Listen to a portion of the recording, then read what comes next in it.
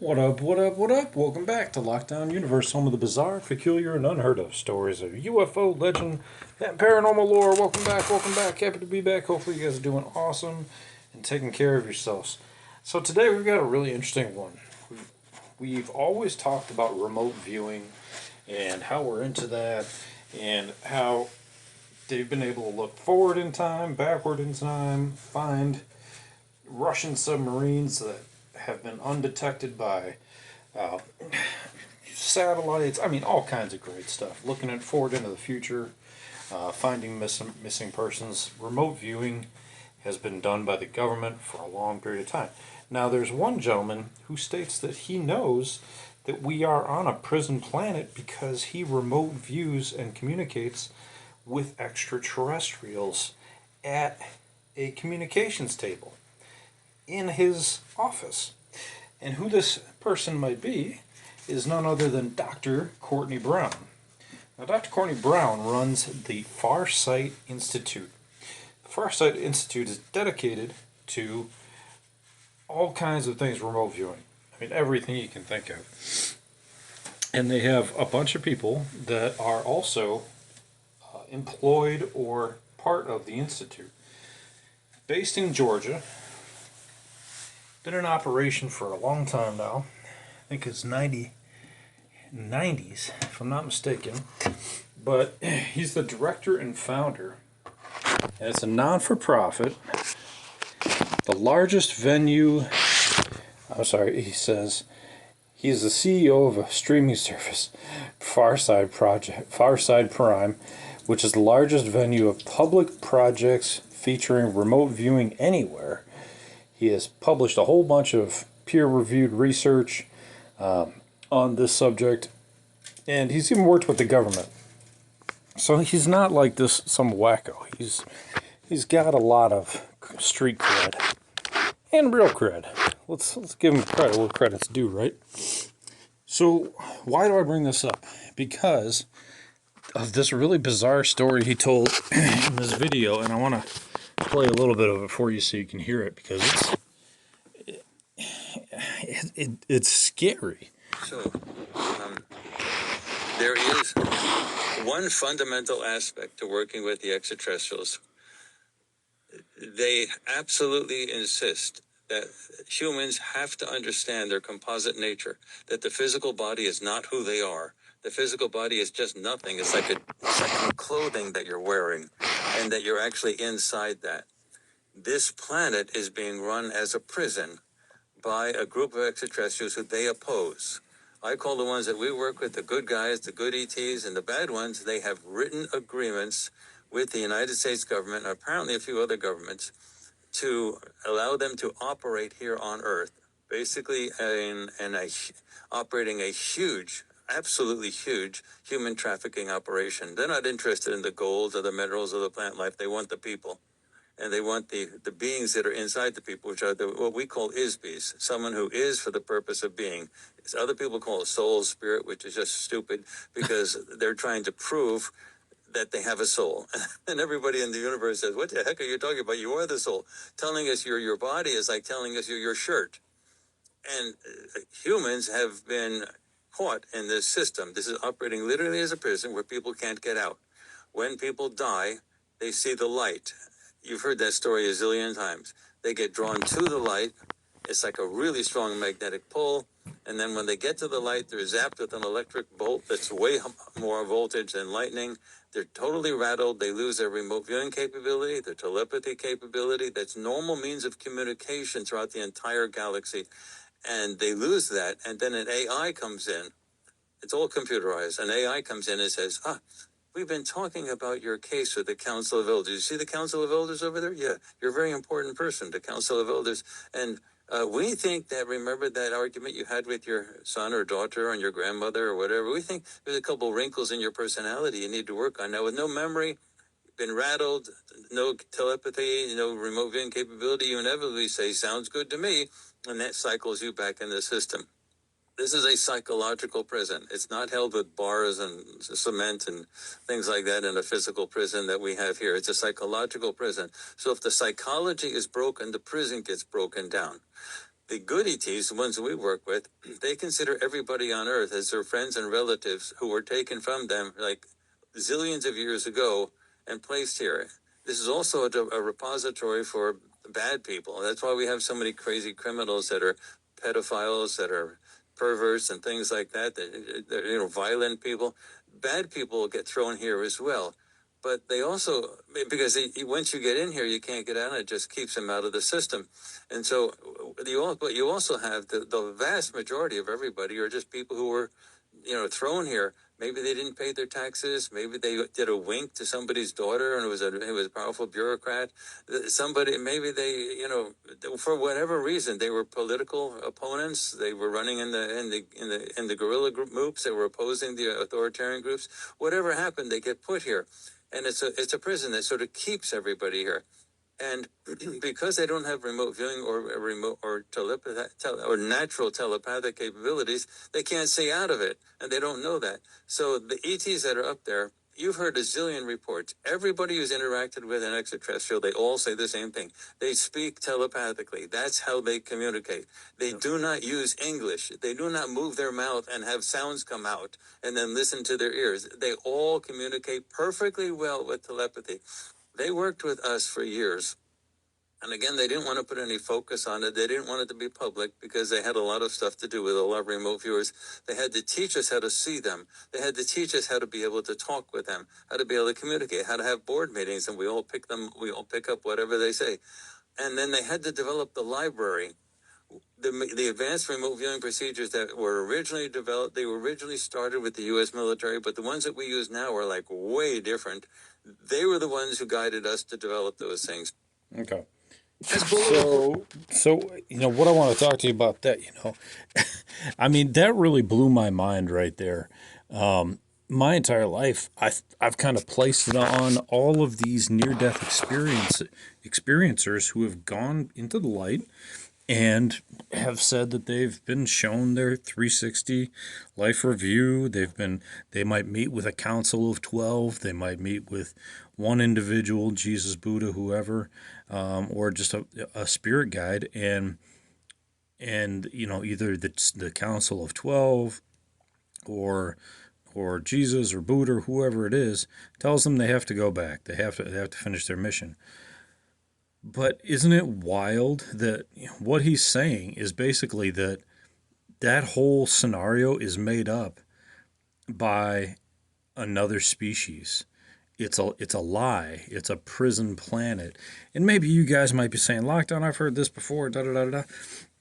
But what I'm saying is, we're hearing this from a guy who does remote viewing for a living.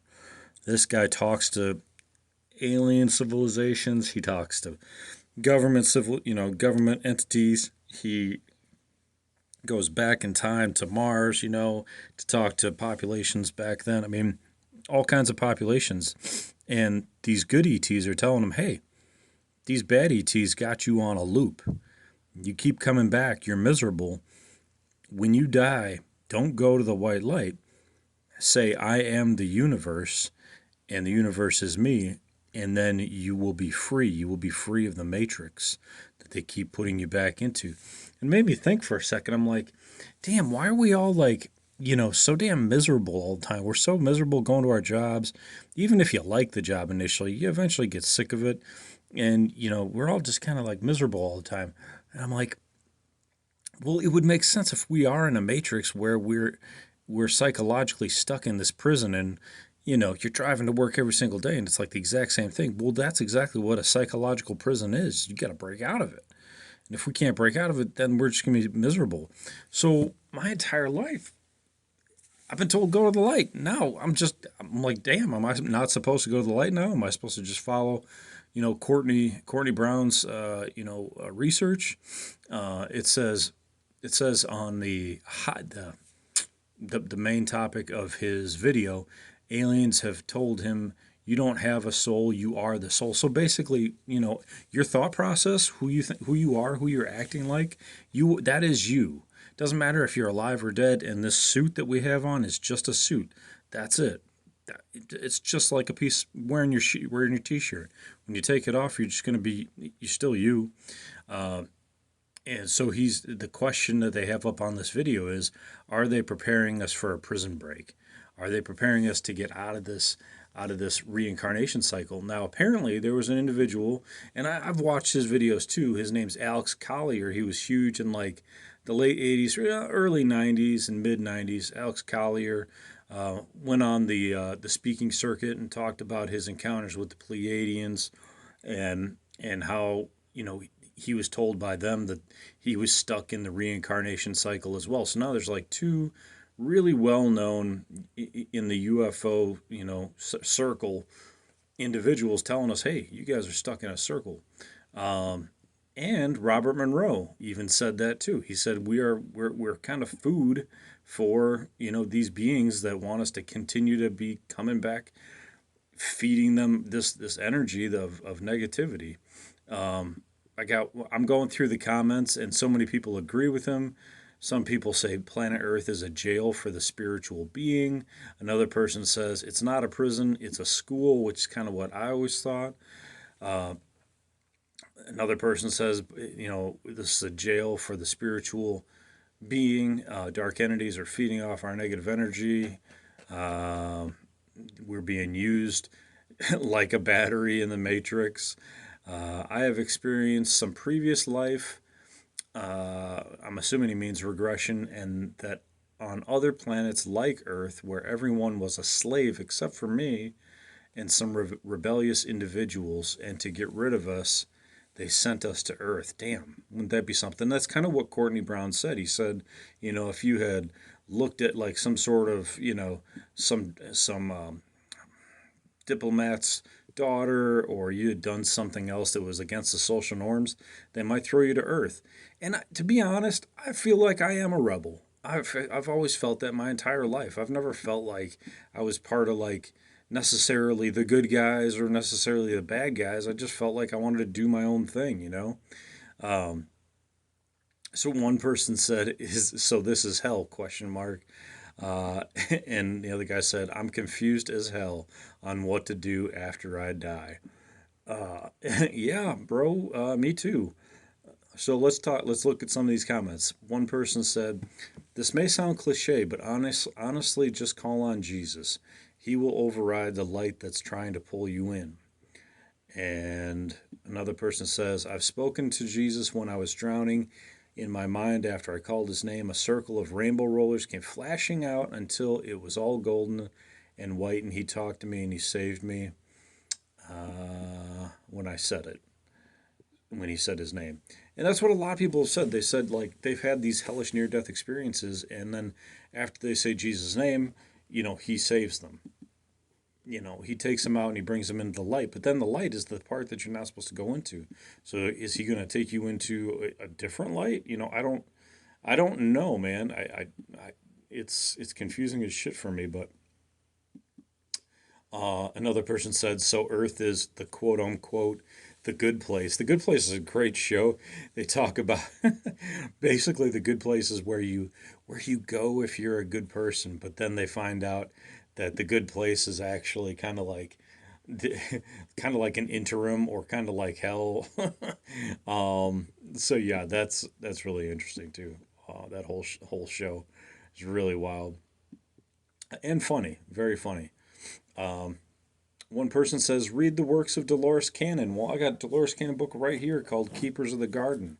And the Keepers of the Garden are the aliens that have sown the seeds of Earth for human beings, and for them to have beings to siphon energy off of. Someone said that your credibility was shot as soon as you said Dolores Cannon. Well, fuck that guy. Dolores Cannon's the one that's had like 30, 40, 50 years of experience with hypnotic regression of individuals, and the individuals who have gone back in previous lifetimes and brought back information that nobody else could bring back. So for somebody to be like, "Oh, I don't believe in Dolores Cannon," well, you know what? That dude doesn't know what he's talking about.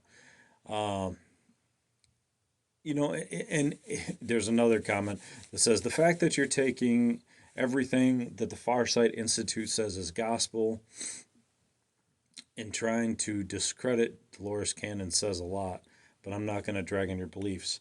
So, he's sticking up for Dolores Cannon, but saying that the Farsight Institute might not be 100% accurate.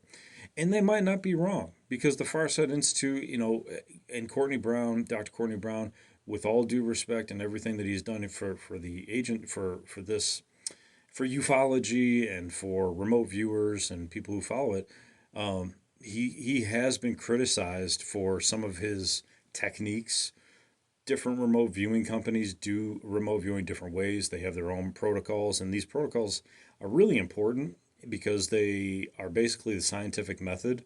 So if you don't follow the scientific method when you're doing these remote viewings, then you're not going to get a reliable source of information.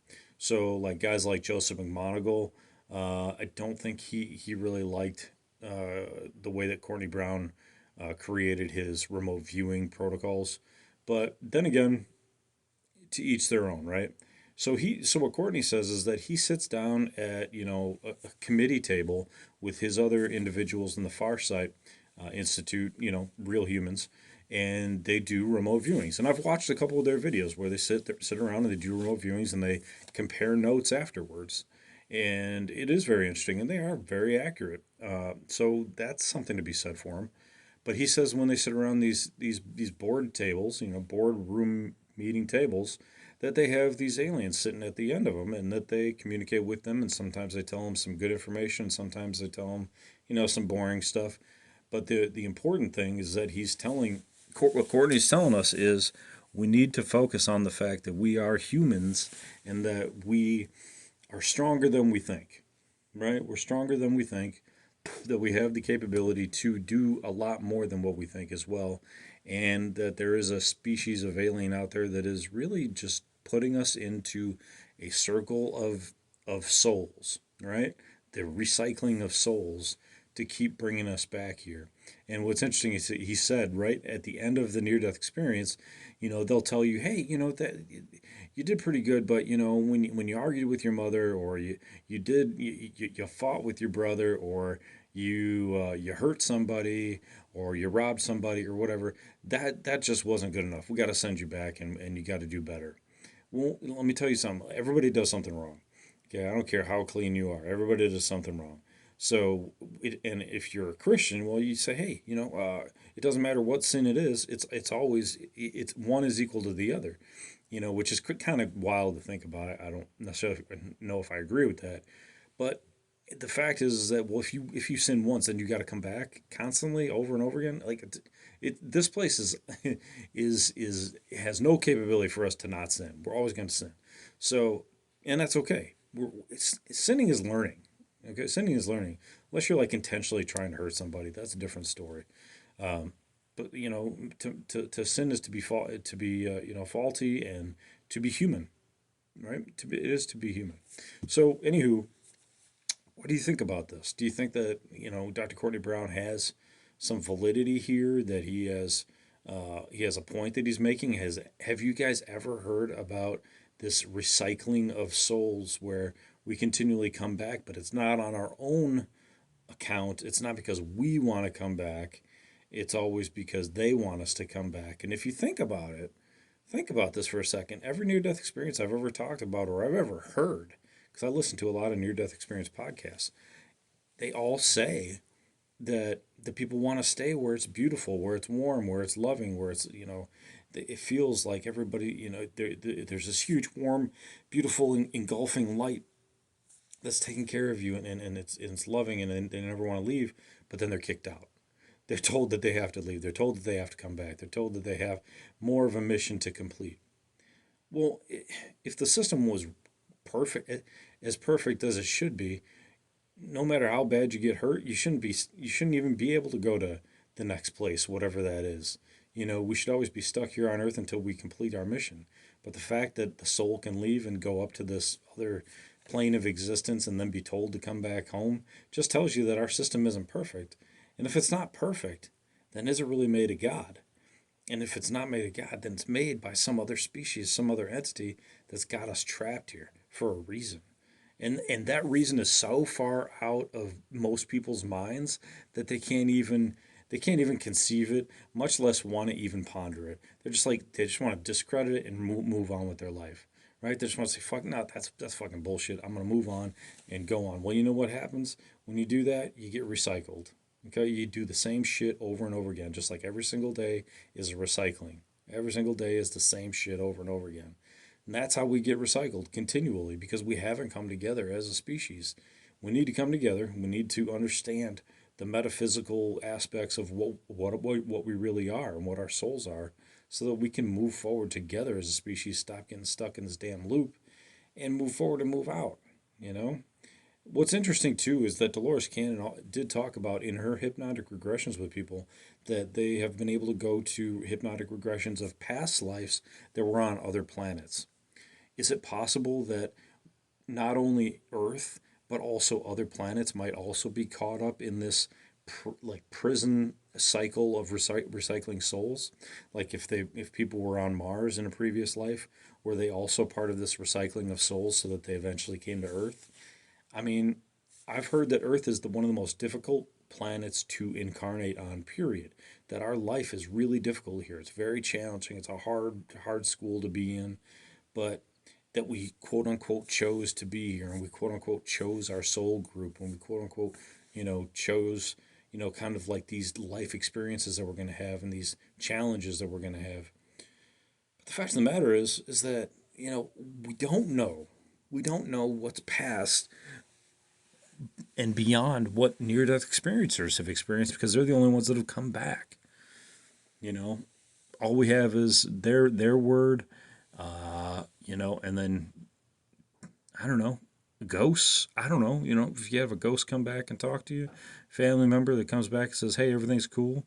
Well, how do you know what's real and what's not? What if that ghost isn't even your dead relative? What if it's something else? Trying to pretend it's your relative.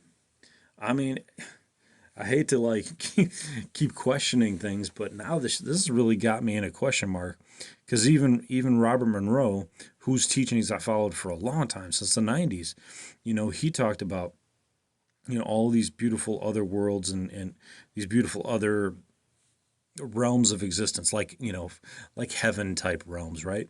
But then he also talked about the fact that he did encounter these two beings that told him, they said, "Hey, there is a species out there that is promoting conflict, and they benefit from it, and you guys are part of that plane of existence." So that's fucking mind blowing.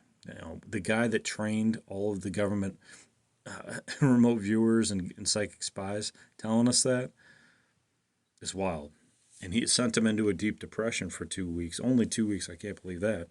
But yeah, for 2 weeks, he couldn't even get out of bed. So I don't know, man. I don't even know what to believe anymore. But I wanted to share that with you. I thought that was important. And I will let you go. I'm going to move on to the next podcast because there's a lot of really interesting information out there. So take care of yourselves, guys. Keep yourself surrounded in white light. I know we've been talking about maybe not going to the white light, but white light is positive. It has all the spectrum of the energy, right? It has all the colors of the spectrum in it. So keep yourself surrounded in white light for the time being. Take care of yourselves physically, spiritually, emotionally. Follow through on your hobbies and your goals and your dreams. And as always, continue to question the universe around you. Until next time, guys, take care of yourselves. Please go like, share, follow, subscribe.